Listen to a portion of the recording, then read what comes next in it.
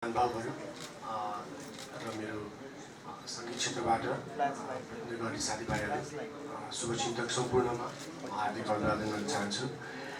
र आज अचम्म लागिरहेछ, सधैँ हामी गीत सङ्गीतको कुरामा यहाँहरूसँग भेटघाट हुने वातावरण हुन्थ्यो, तर आज कथा अलिक फरक छ र मलाई गजब अनौठो पनि लागिरहेछ। यो एउटा म सम्बन्धीको एउटा विवाद कन्ट्रोभर्सी भनौँ केही समय अगाडि आयो। त्यसलाई चाहिँ नि सेटल डाउन गरेर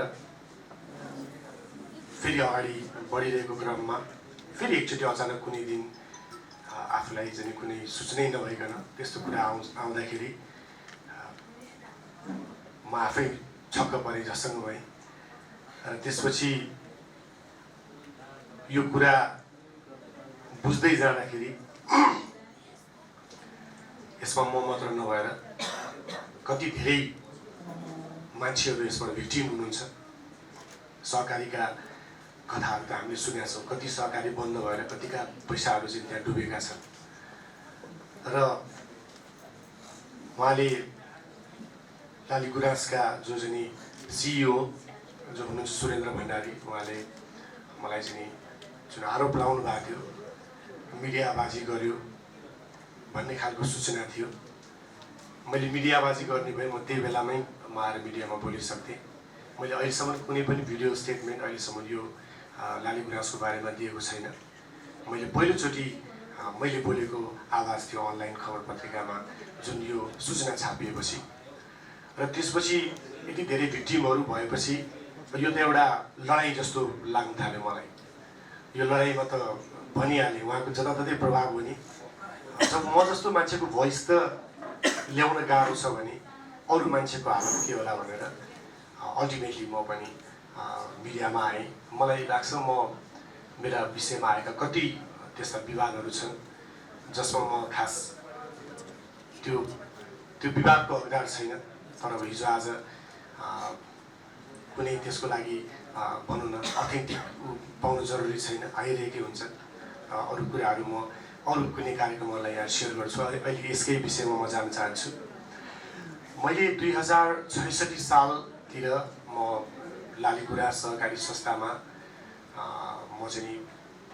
म गएँ होइन कि उहाँहरूको एउटा चाहिँ नि चाहना अनुरूप म चाहिँ त्यहाँ ऋण लिन पुगेँ र घर किन्नको लागि। त्यो घर पनि उहाँहरूकै सहयोगी साथीहरूले मलाई देखाउनु, यहाँ एउटा यस्तो घर छ। मेरो हात्तीगौडामा मेरो घर थियो। त्यसपछि म त्यहाँबाट त्यो घरलाई रेन्टमा दिएर म चाहिँ भैँसीपाटी म सरेको थिएँ। म एउटा घरमा भाडामा बस्थेँ। र त्यसपछि त्यो घर लिने भनेपछि यसो प्रपर्टी हेरेँ, राम्रै लाग्यो र सम्पत्ति किन्ने कुरा राम्रै हो। र उहाँले यति सहयोग गरिरहनु भएको छ, म तपाईँलाई पैसा दिन्छु, आउनुहोस् हामी छँदैछौँ भनेपछि जो कोही मान्छे पनि ठिक छ भनिहाल्छ। मैले 1 करोड 80 लाख रुपियाँ त्यहाँबाट लिएँ। 1 करोड 80 लाख लिनको लागि त्यो चाहिँ प्रपर्टीको भ्यालु केही नभए पनि 2 करोड 50 लाख, 2 करोड 60 लाख अथवा 3 करोडको आसपासमा हुनुपर्छ। राष्ट्र ब्याङ्कले चाहिँ उ गरेको एउटा नीति अनुसार पनि त्यसको चाहिँ भ्यालुएसनको 60% दिने प्रचलन छ। र पछाडि अलिकति नबोलिदिनु होला है, बोल्नलाई अलिकति यो माइन्ड डिस्ट्र्याक्ट भइरहेछ। अनि त्यसपछि त्यहाँबाट 1 करोड 80 लाख रुपियाँ मैले लिएँ। त्यसपछि मैले उहाँले त के भन्नुभएको छ भने मैले त ऋण तिर्ने मेरो नियतै छैन, 1 पैसा पनि दिनुभएको छैन भन्नुभएको छ। ऋण लिएपछि ऋण तिर्नुपर्छ, ब्याज तिर्नुपर्छ भन्ने त्यो एउटा कमन सेन्सको कुरा हो। त्यो मलाई पनि त्यो कुराको जानकारी छ। मैले अरू ब्याङ्कसँग पनि कारोबार गरेको छु। र त्यसपछि 1 करोड 80 लाख दिनुभयो। त्यसपछि मैले त्यो घरको लागि बाँकी 40-50 लाख रुपियाँ अरू त्यसको रेस्ट अफ अमाउन्ट उहाँले दिएकै छैन, पास गरेर खर्च मैले दिनुभएको भन्नुभएको छ कुनै कार्यक्रममा। त्यो सबै बेकार कुरा हो। र त्यसपछि त्यो बाहेक मेरो 50 लाख रुपियाँ मैले त्यो सहकारीमा मैले तिरेको छु ब्याज बापत, करिब 2 वर्षको अन्तरालमा। र करिब मेरो 80-90 लाख रुपियाँ मेरो आफ्नो पनि त्यसमा परेको छ। र त्यसपछि उहाँले लोन दिनुभयो, मैले सकेको पैसा तिरेँ। तर अब अफकोर्स मान्छेको व्यवहारिकता भन्ने कुरा सधैँ एउटै हुँदैन, अलिकति चेन्ज हुँदै गयो, अलिकति गाह्रो भएपछि सुरुमा त्यस्तो वेलकमिङ उहाँले चाहिँ नि आफ्नो घरका कार्यक्रमहरूमा तुरुन्तै फोन गरेर बोलाउने, कहिलेकाहीँ गएन भने मेरो उसबाट लोन लिने त नआउने होइन, एउटा त्यो खालको बार्गेनिङ होइन। उहाँको एजिएम कार्यक्रममा मलाई बोलाउनु भयो, अनि मैले के भने म पनि चार्ज गर्छु, मैले 2 लाख रुपियाँ चार्ज गरेँ। उहाँले चाहिँ त्यत्रो ब्याज लिने भने मैले चाहिँ किन फ्रीमा गर्ने जस्तो, अनि त्यो पनि इगो उहाँलाई हुन थाल्यो। र पछि सुरुमा त्यस्तो वेलकमिङ, पछि म जान थालेपछि अलिकति मैले जो लोन सेटल गर्न खोजेँ, किनभने हामीले कमाएको भनेको एउटा नाम हो, त्यो नाम बदनाम गर्न पक्कै पनि चाहँदैनौँ, आफ्नो एउटा मेहनतले बनाएको नाम हो। पछि उहाँले नभेट्ने हामीसँग, सिसी क्यामेराबाट हेर्ने, देख्ने बित्तिकै अकाउन्टमा पठाउनुहोस् भन्ने, त्यो खालको ह्युमिलेसन गर्ने। म पनि एउटा त्यसको एउटा चाहिँ नि प्रतिष्ठित कलाकार हो, मलाई पनि इगो फिल हुन्छ होइन। त्यसपछि त्यो हुँदै गएपछि त्यहाँबाट अब अलिकति गाह्रो पर्दै गयो मलाई, मेरो कार्यक्रमहरू हुन्छ, म बाहिर जान थालेँ। बाहिर गएको बेलामा त्यसपछि सूचनाहरू निकाल्ने त्यस्तो खालको कुराहरू आएपछि मैले उतैबाट मैले फोन गरेर मैले अब हामी जाने कहाँ हो, अल्टिमेटली हामीले देशको कानुनलाई मान्ने हो। उहाँले त मलाई गुन्डा लगायो भन्नुभएको छ, गुन्डा उहाँको फोर्समा चाहिँ मलाई चाहिँ लागेको थियो होइन। अनि त्यसपछि हामीले अदालतमा स्टे अर्डरको लागि सूचना ननिकाल्नलाई गयौँ, र त्यहाँ चाहिँ एउटा मौखिक उसमा चाहिँ उहाँ आएपछि मात्रै गर्ने भन्ने खालको कुरा भयो। र त्यो केही समय त्यसको पर्खाइ भयो। त्यसपछि उहाँले चाहिँ नि अब अघि उहाँहरूले भनिहाल्नुभयो, उहाँले जता पनि प्रभाव पार्दिनुहुन्छ, सङ्घ संस्था आफैमा कहिले पनि त्यो चाहिँ नि विवादित हुँदैन, त्यसका केही मान्छेहरूले गर्दाखेरि विवादित हुन्छ। अब मान्छेलाई प्रभाव पार्न सकिन्छ, त्यो उहाँको प्रभावले त्यो स्टे अर्डर रोकियो र सूचना निस्कियो। सूचना निस्किएपछि के भयो भने त्यो सूचना निस्किनुभन्दा अलिकति अगाडि पनि म यहाँ लान चाहन्छु, किनभने यो कुरा गर्दा कहिलेकाहीँ त्यो हुन्छ। अनि मैले त्यति 50 लाख रुपियाँ तिरिसकेपछि 2 करोड 20-25 लाखको हाराहारीमा त्यो टोटल लोन थियो। र मलाई कुनै दिन एकजना बानेश्वरको अलिकति भनौँ न अलिकति चाहिँ नि हर्ताकर्ता, अलिकति त्यो खालको मान्छे हुनुहुन्थ्यो, र उहाँले मलाई चाहिँ नि फोन गरेर यहाँ एउटा अलिकति तपाईँको चाहिँ यो मिलाउन आउनु पऱ्यो भनेर 2-3 चोटि मलाई फोर्सफुली फोन गर्नुभयो।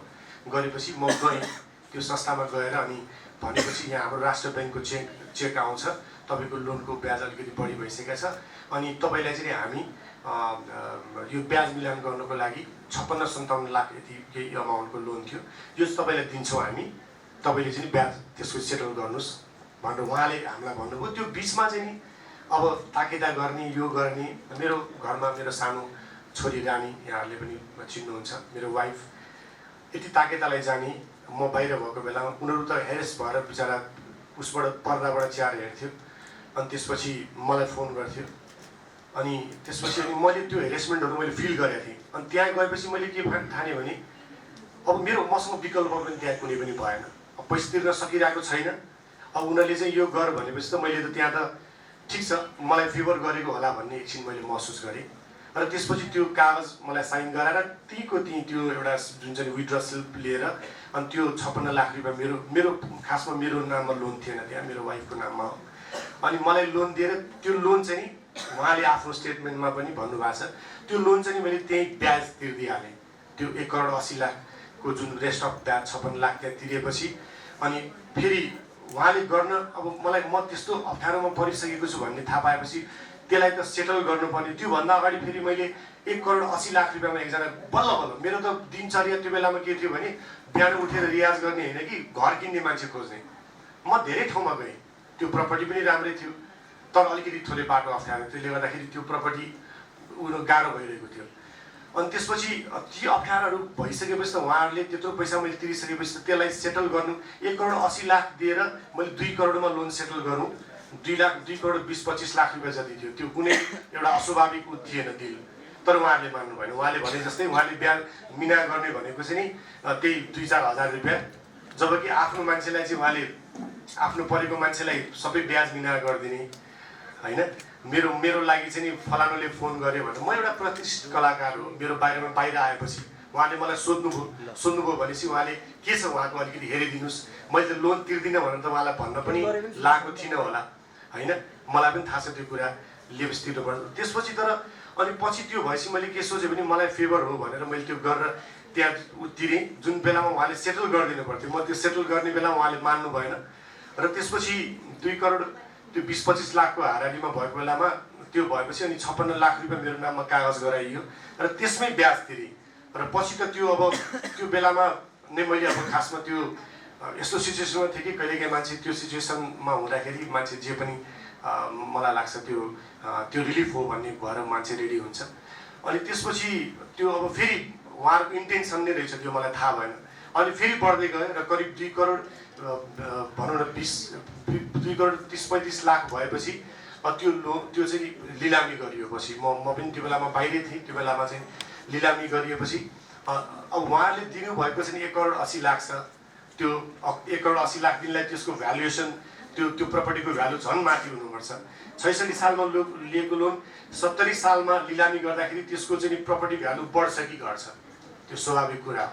उहाँले दिएको 1 करोड 80 लाख उहाँहरूले 1 करोड 50 लाखमा चाहिँ आफैले अरूले कसैले लिन आएन भनेर आफ्नो नाममा लिएर राख्नुभयो र त्यो लिलामी प्रक्रिया भएपछि सिद्धियो।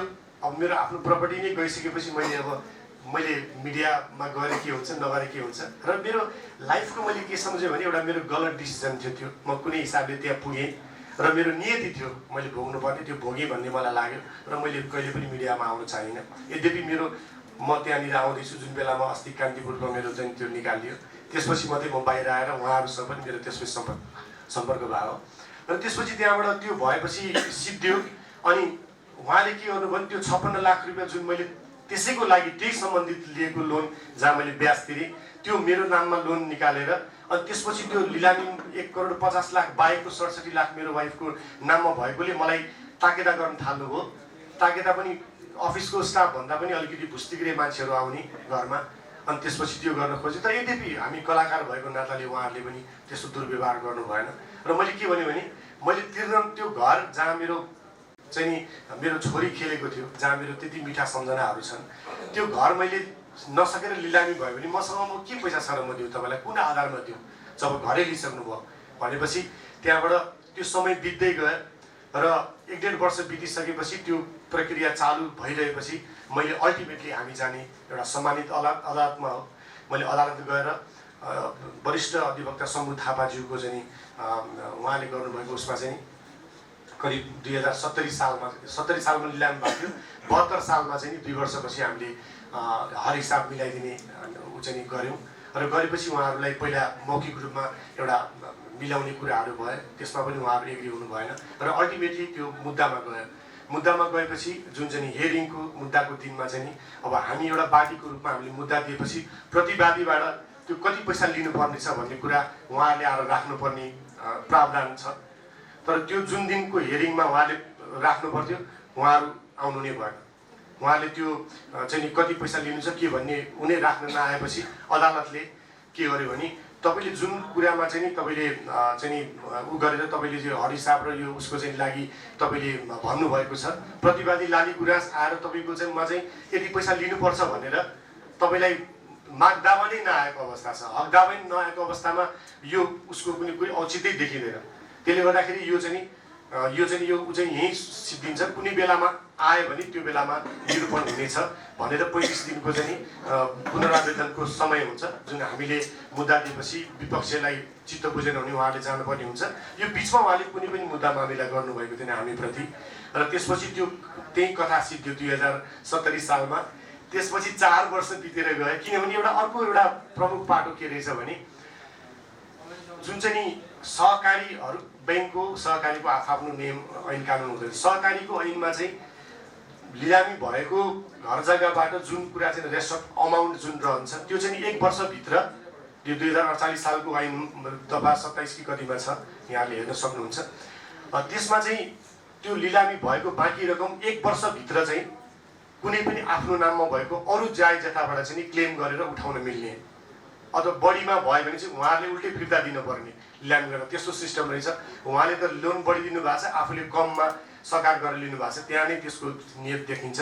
र विदाउट कोलाट्रल त्यो 56 लाख रुपियाँ मलाई दिनु नै त्यत्रो पैसा दिँदाखेरि मान्छे 5-10 लाख रुपियाँ दिँदा त धरोटी खोज्छ भने 56 लाख रुपियाँ त्यो इन्टेन्सनली दिनु नै त्यहाँ नै भोलि चाहिँ यसलाई चाहिँ म बार्गेनिङ गर्न सकौँ फसौँ भन्ने नियत त्यहाँ नै छर्लङ्ग हुन्छ र त्यसपछि त्यो कारणले उहाँहरू आउन सक्नु भएन। तर जुन चाहिँ एउटा 56 लाखको त्यो लोन छ जुन मैले त्यही ब्याज तिरेको त्यसले मलाई ब्ल्याकमेल गर्ने हिसाबले चाहिँ नि उहाँहरूले भनौँ न मलाई चाहिँ त्यो एउटा ऊ चाहिँ मलाई जहिले पनि उ गर्नु भएको जस्तो मलाई लाग्छ। र त्यसपछि अब हामीले दुइटै अमाउन्टको राखेर अदालतबाट त्यो सिधाइसकेका थियौँ र 4 वर्ष न उहाँको एउटा कल आयो न कुनै चिठी आयो मलाई। 4 वर्षपछि एक दिन कान्तिपुर पत्रिकामा मेरो यस्तो आएको छ भनेर भनियो। त्यो उसमा चाहिँ नि कस्तो सूचना थियो भने यहाँको सेयर धनी र यहाँको ऋणीहरूको यस्तो यस्तो प्रपर्टी चाहिँ यो उ थियो जसमा चाहिँ हामीले लिलामी गरेर धितो लिलामी गरेर उहाँहरूको लिइसक्यौँ अनि के अरे सिद्धियो भनेको छ। त्यसपछि फेरि ऋणीले अनि विभिन्न मिडियामा गएर सङ्घ संस्था र उसको विरुद्धमा चाहिँ यसरी बोल्दै हिँडेको ले यो चाहिँ नि उहाँहरूलाई चाहिँ भनेर यो सेयर होल्डरहरूलाई यसबाट उ नहुन भनेर वक्तव्य लेख्नुभयो। तर वक्तव्यको तलमा गएर चाहिँ मेरो वाइफ र मेरो नाममा करिब 5 करोडको चाहिँ नि साउन्डको कतिसम्मको भनेर एउटा चाहिँ नि देखाइदिनु भयो।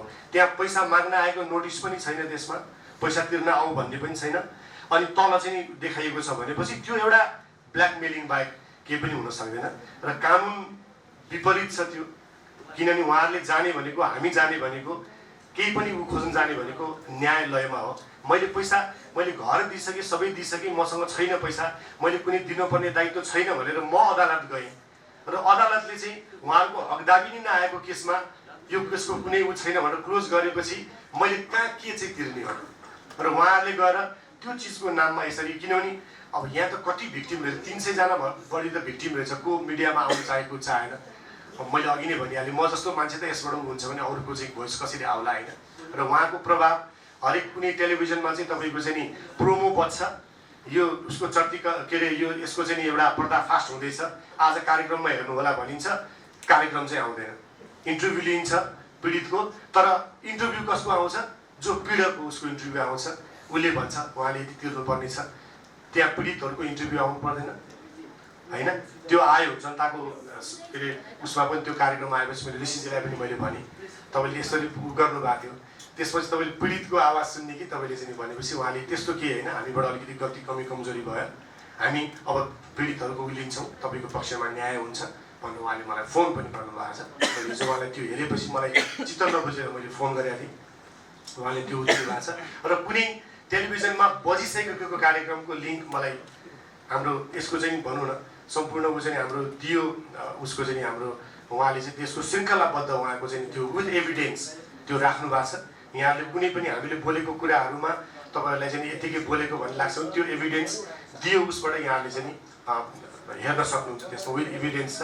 अनि त्यसपछि चाहिँ त्यहाँबाट अनि त्यस्तो हुन्छ भने अनि त्यहाँबाट यो आएपछि अनि त्यसो उहाँले चाहिँ के ठान्नुभयो भने यो मान्छे चाहिँ मिडियामा बाजी गरेर हिँड्या छ। अब मिडियामा रिलेटेड मान्छे पनि हो म, त्यसले गर्दाखेरि धम्काउनलाई तर्साउनलाई त्यो नाम चाहिँ उहाँले निकाल्नुभयो र मैले कानुनविदसँग मैले छलफल गरेको छु। त्यो चाहिँ नि निश्चय पनि त्यो कुरा भोलि मैले उहाँलाई चाहिँ नि के अरे के भन्छ यो मानहानीको उसमा जान सक्ने फुल प्रुफ छ त्यसमा। त्यो ठाउँमा म भोलि जाने नै छु, किनभने त्यो मुद्दा मामिला भन्ने कुरा हामीले आज गऱ्यो भने त्यसको फैसला हुन 2 वर्ष लाग्छ, यो कुरै नै बिर्सिसकेको हुन्छ। र कति मान्छेहरूले यस्तो कुरामा गर्दैनन् पनि, किनभने दिनरात अदालत जानुपर्छ, त्यो धाउनु पर्ने हिसाबले पनि मान्छे जाँदैन। तर म यो कानुनी लडाइँ त म लड्छु नै। तर यो कुरा अहिले भनौँ न मिडिया जगतले ठुलो एउटा उलिन्छ र त्यसपछि यहाँहरूले त्यो कुरा अगाडि पक्कै पनि एउटा पीडितको कुरालाई र एउटा म यो भन्दिनँ कि म गलत छु, मैले कुनै उ गरेको छु भने म त्यसको नियम कानुन अनुसार मलाई सजाय दिनुहोस्, म भोग्न तयार छु। तर हामी निर्दोष छौँ, कसैबाट भिक्टिम छौँ भने त्यो कुरा यहाँहरूले ल्याइदिनुहोस् र त्यो चाहिँ जो सजायको भागीदार छ उसले चाहिँ सजाय पाओस् भन्ने चाहिँ म भन्न चाहन्छु। आजको दिनमा एउटा मलाई कस्तो लागिरहेछ भने जो एउटा सत्य बोल्ने मान्छे छ, जसले देश र जनताको लागि लड्छ, त्यो मान्छे विभिन्न उसमा चाहिँ फसाइन्छ। आज रविजीको त्यो कुरा, रविजीले पनि यो कार्यक्रमलाई बाहिर ल्याइरहनु खोजिरहनु भएको थियो, तर ब्याड लक उहाँ आफै एउटा उसमा पर्नु भएको छ। यति धेरै जनताको सपोर्ट छ, पक्कै पनि मलाई लाग्छ रविजीले के अगाडि के भन्नुभएको थियो भने सत्य कहिले पनि हार्दैन, कथम कदाचित हार्यो भने त्यो सत्य हुँदैन भन्नुभएको। आज सत्यले नहारोस् र त्यो कुराको सही छानबिन भएर एउटा अगाडि बढोस् भन्ने कुरा हामी सबै नेपालीले चाहिरहेका छौँ।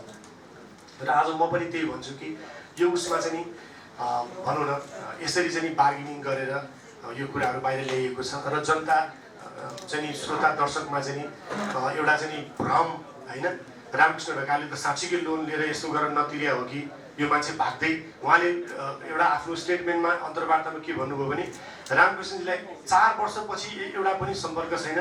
4 वर्षपछि उहाँले के भन्नुभयो भने उहाँलाई भेटै हुँदैन, लाइक म त कुनै भूमिगत उसको मान्छे जस्तो। हाम्रो यति धेरै कार्यक्रमहरू हुन्छ जहाँ टिकटमा नाम राखिएको हुन्छ, स्थान भेन्यू राखिएको हुन्छ, मलाई भेट्न त्यहीँ पनि आउन सकिन्छ। फेसबुकमा मेरो रेकर्डिङको गरेर राखिरहेको हुन्छु र हामी र म उहाँ र सुरेन्द्रजी बस्ने 10 मिनटको वाकिङ डिस्टेन्समा छ। म कहाँ बस्छु भन्ने कुरा उहाँलाई थाहा छ होइन।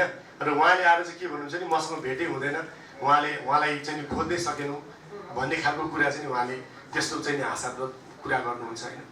अनि त्यसले गर्दाखेरि एउटा चाहिँ यस्तो खालको उहाँले कुरा राख्नुभयो र यो कुरा चाहिँ एउटा बाहिर आओस् भनेर मैले यहाँहरूलाई यो कुराहरू जानकारी गर्ने मैले यो एउटा जमर्को गरेँ र यसमा अरू धेरै उहाँले पनि आफ्नो भनाइ राख्नुभयो र मलाई लाग्छ यो कुराहरू आएपछि हाम्रो श्रोता दर्शक र मेरो फ्यानहरूले जुन एउटा चाहिँ कन्फ्युजनमा हुनुहुन्छ त्यो कुराहरू क्लियर हुनेछ।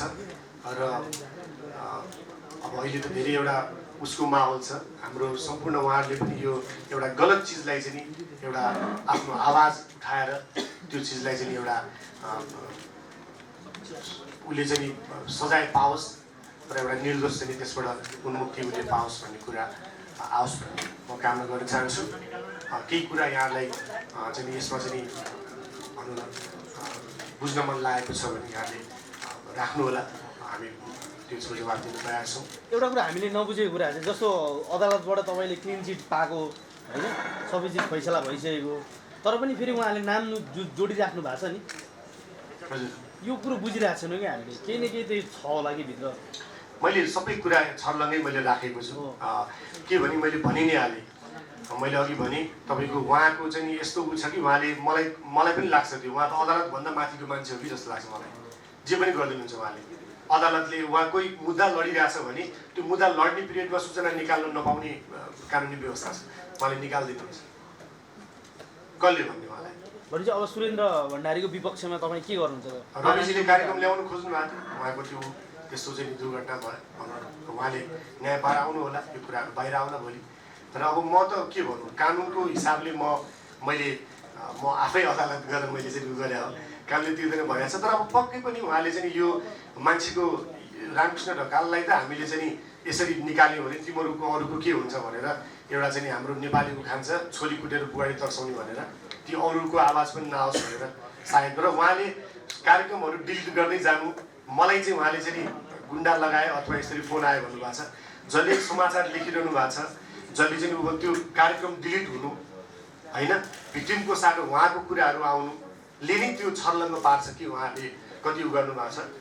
र भोलि कानुनले भोलि भन्यो भने, कानुनको हिसाबले आयो भने, मेरो कुनै दायित्व छ भने म त्यसको लागि म तयार छु।